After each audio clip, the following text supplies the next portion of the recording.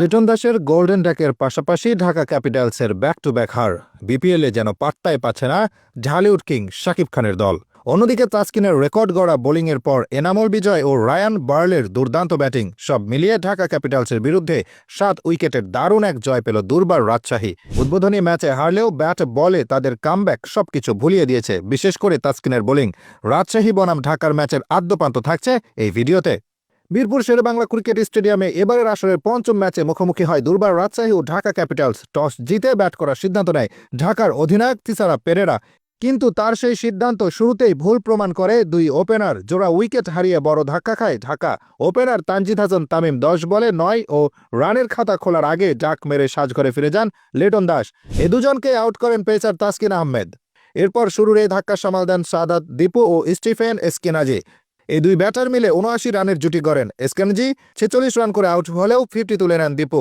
তবে দলীয় ১২৯ রানে ৪১ বলে ৫০ রান করে আউট হন দীপু। তাকে আউট করে নিজের তৃতীয় উইকেট তুলে নেন তাসকিন। এরপর অধিনায়ক থিসারা পেরেরা ও শুভম রঞ্জানে আগ্রাসী ব্যাটিং করেন, তবে তাদের ইনিংস খুব বেশি বড় হয়নি। পরবর্তীতে আরও ৪ উইকেট তুলে নিয়ে ঢাকার ব্যাটিং লাইনে ধস নামান তাসকিন। শেষ পর্যন্ত নির্ধারিত ২০ ওভারে ৯ উইকেট হারিয়ে ১৭৪ রান সংগ্রহ করে ঢাকা। পেরেরা ৯ বলে ২১ ও রঞ্জানে ১৩ বলে ২৪ রান করেন। মাত্র ১৯ রানের খরচায় তাসকিন পান ৭টি উইকেট। ১৭৫ রানের লক্ষ্যে খেলতে নেমে শুরুটা মোটেই ভালো হয়নি এনামুল হক বিজয়ের দলের।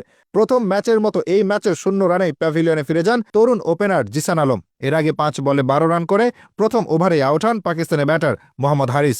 ফলে দলীয় ৩০ রানে ২ উইকেট হারিয়ে বসে ধুঁকতে থাকে রাজশাহী। তবে ৩-এ ব্যাট করতে নেমে ইয়াসিরের সাথে দলের হাল ধরেন অধিনায়ক এনামুল হক। ক্যাচ মিস করায় দুজনে একটি করে জীবন পান, তবে ইনিংস বড় করতে পারেননি ইয়াসির। ২০ বলে ২২ রান করে আউট হন তিনি। এরপর পিচে এসে ব্যাট চালাতে থাকে রায়ান বার্ল। অপর প্রান্ত থেকে ৩৫ বলে 50 তুলে নেন বিজয়। অথচ নাজমুল হাসান অপু ক্যাচটি না চাইলে ৩০ রানে থেমে যেত বিজয়ের ইনিংস, কিন্তু সেই সুযোগ কাজে লাগিয়ে দায়িত্বশীল ব্যাটিং করে রাজশাহীকে জয়ের পথে এগিয়ে নেন তিনি। বিজয়ের সঙ্গ পেয়ে ৩১ বলে 50 তুলে নেন রায়ান বার্ল। শেষ পর্যন্ত বিজয়ের ৪৬ বলে ৭৩ রান এবং রায়ান বার্লের ৩৩ বলের অপরাজিত ৫৫ রানে ভর করে ১২ বল এবং ৭ উইকেটে হাতে থাকতেই জয় তুলে নেয় রাজশাহী।